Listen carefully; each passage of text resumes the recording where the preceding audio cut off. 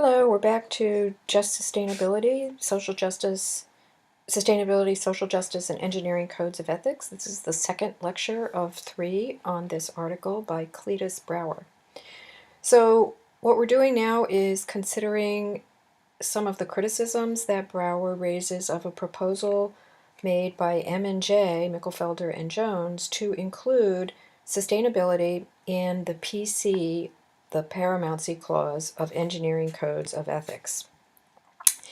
And the criticism that we're looking at now has to do with the relationship between social justice and sustainability.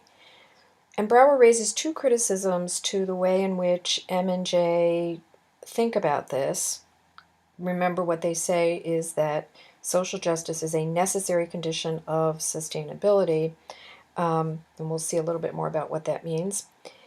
The 2 criticisms that Brauer has, the first is practical, and that one's pretty straightforward. I'll let you read that yourself in the article.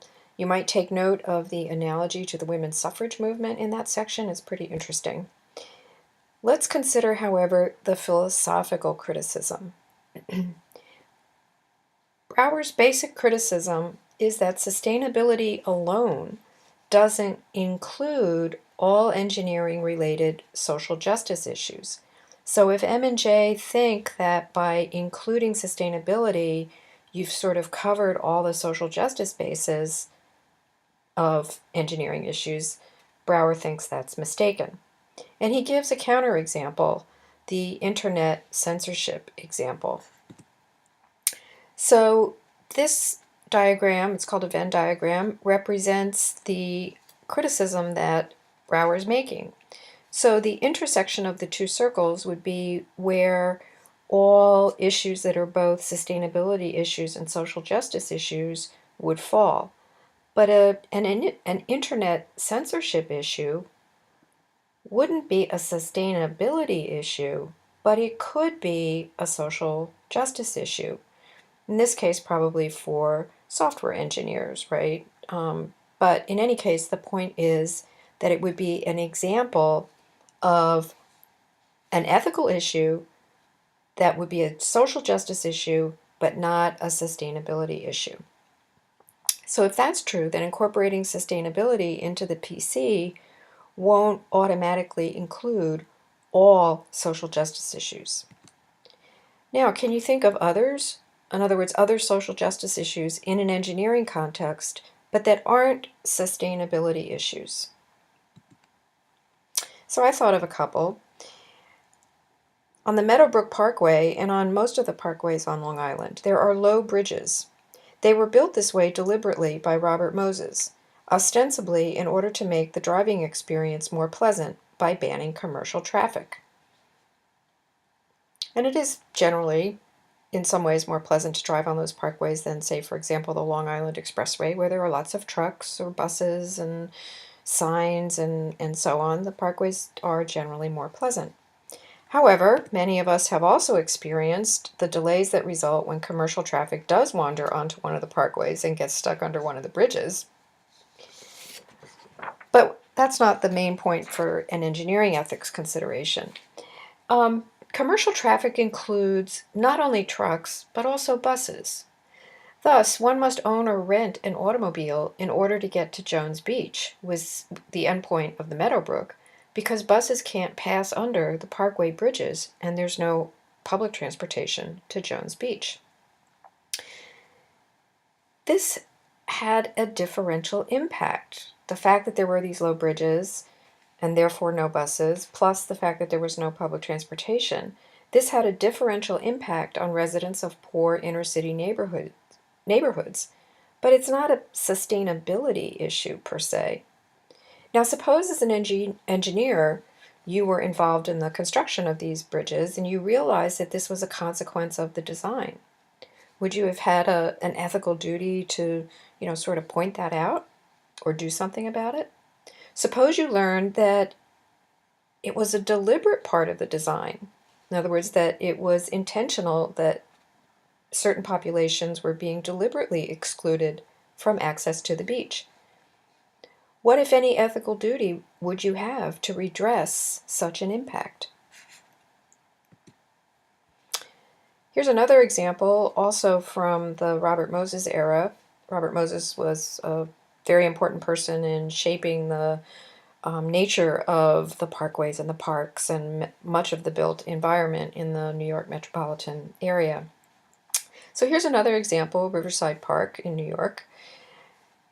So where are parks located in urban areas? Let's say that having a park is a plus in some sense on the sustainability side of things. But what if it's done only in affluent areas and not poorer areas?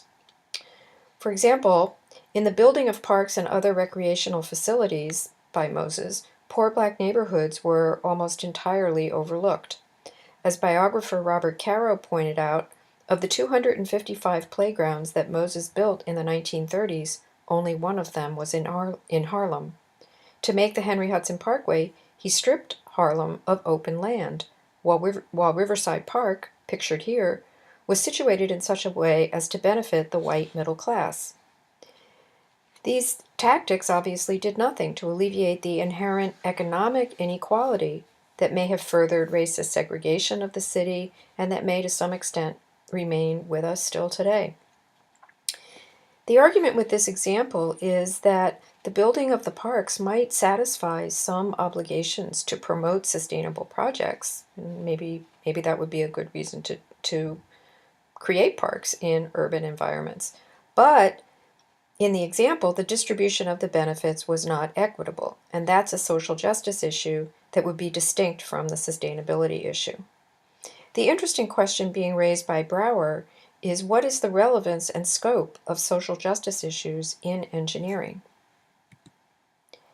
For an interesting take on this question by an engineer, check out the short talk by Professor of Engineering Donna Riley at this link. She discusses not only sustainability issues, but many other social justice types of issues that are important and relevant to engineers. So just as we asked earlier, what are the unique and particular responsibilities of engineers with respect to sustainability, we could also ask, what are the unique or particular responsibilities of engineers with respect to social justice? Suppose as an engineer you're doing an environmental impact assessment and you are using EPA guidelines. The EPA definition of environmental justice stresses design that avoids disproportional impacts, that's the social justice notion, and allows all affected groups equal access to decision making. Now notice there's an interesting question here. How would one reconcile the above, let's say this EPA guideline in the context of doing an environmental impact assessment, how would you reconcile this with an engineer's disclosure duties to employers or clients, but not necessarily to the public? One thing to notice is that engineering codes of ethics have a sort of tension perhaps here from what they've emphasized in their codes. The codes have tended to emphasize individual duties to be competent and honest, and engineers' duties to employers and clients.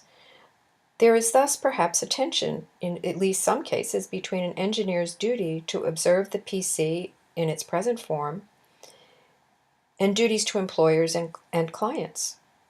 Adding sustainability and social justice in a more definitive way to the codes would make it even more important for engineers to revise and reconcile some of these duties. In the next and final lecture on just sustainability, we'll look more closely at how to incorporate sustainability and social justice into engineering codes of ethics.